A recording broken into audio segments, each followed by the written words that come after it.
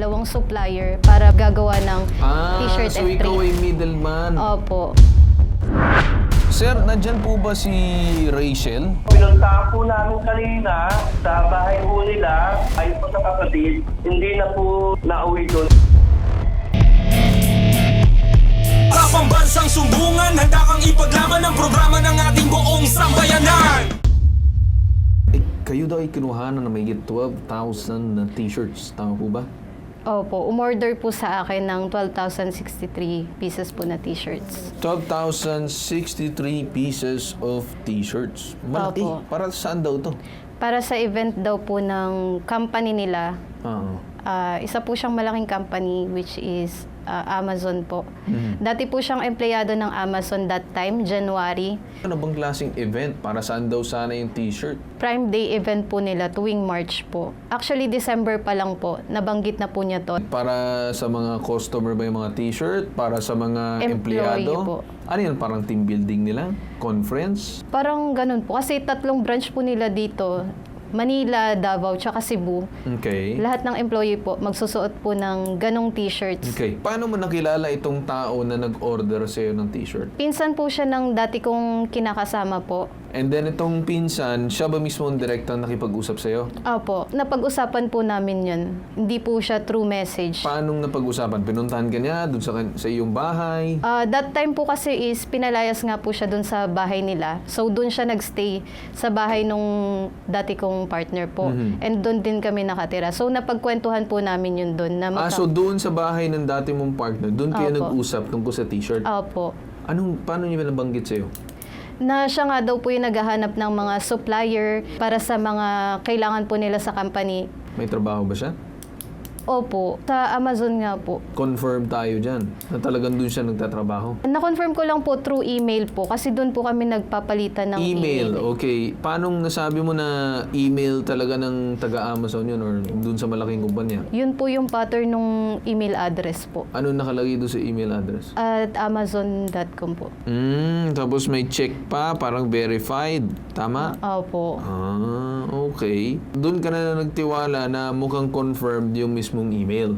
Opo. Pagkatapos, mukhang okay naman lahat. Saan nagkaroon ng problema? Nung payment na po, nakagawa na po ako ng yung supplier ko po. Kasi middleman lang po ako dito eh. Kumuha po ako ng 2 supplier para maggagawa ng t-shirt so and ikaw print. ay middleman. Opo. Kinausap ka nitong nirereklamo mo si Rachel. Opo. Pagkatapos, meron ka mga supplier na pinagkuhanan ng Opo. t-shirt na hanggang ngayon hindi mo pa nababayaran dahil hindi ka pa binabayaran. Opo. Tama? Hindi ka ba nanghingi ng paunahan ng down payment para dun sa mga t-shirt? Kasi ang explain po sa akin ni Rachel is ang ano daw po yun, through PO.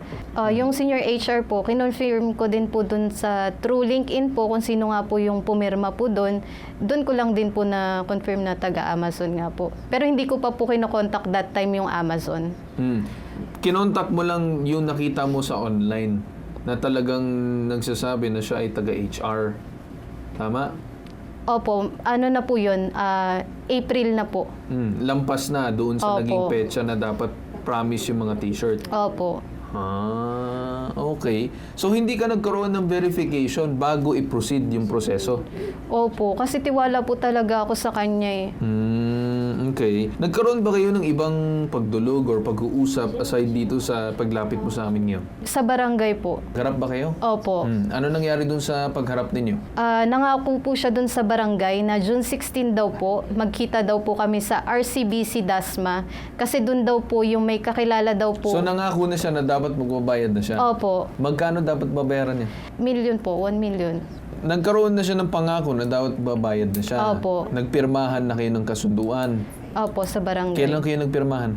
June 8 din po. Nung last month lang? Opo. Okay. Babatay ko po yung kasunduan po nila. Ako si Rachel Joy Geronimo na nangangako kay Margaret Picasso Ramis na kami ay magkikita sa RCBC Las Marinas sa Tuesday, June 16, 2026 para magbayad at ingkas ng cheque. Para sa mga unpaid na t-shirt, ito ay sa oras ng 11 a.m. Ang halaga ay... Yung halaga ay 3.943328. Opo. Okay. Ako po ay may kasamang 2 trabahador Sige. ng Amazon upang magdala ng bayad. Okay, sige po, Sir Armando. Kuha na po. Acknowledgement. Okay. By June 16, magbabayad na dapat dito sa isang branch ng isang bangko. Oo, sa barangay. Nalaman nyo ba yung update kung nagbayad na ba or hindi natuloy ang bayad? Anong rason? Ba't di natuloy? Po rito ang ating complainant na si Marie Chris, hindi raw po pumunta si Rachel. Bigyan po ba natin ng CFA, Certificate to File Action? Bigay po kami ng CFA po. Okay. So na kay ma'am na kung anong gagawin niya, kung magpa-file ba siya ng case or what? Okay. Sir, andito po sa kasunduan nila, decision ng ating complainant kung hindi po matutuloy ang bayaran po nila.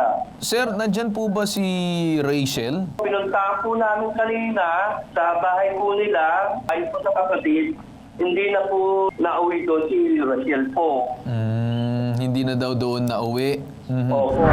Kagabi, magkausap po kami ni Ma'am Marie Chris. Andito po siya sa aming station. Okay. At napag-usapan nga po namin yung kanyang problema. At kung ano po, yung mga circumstances po.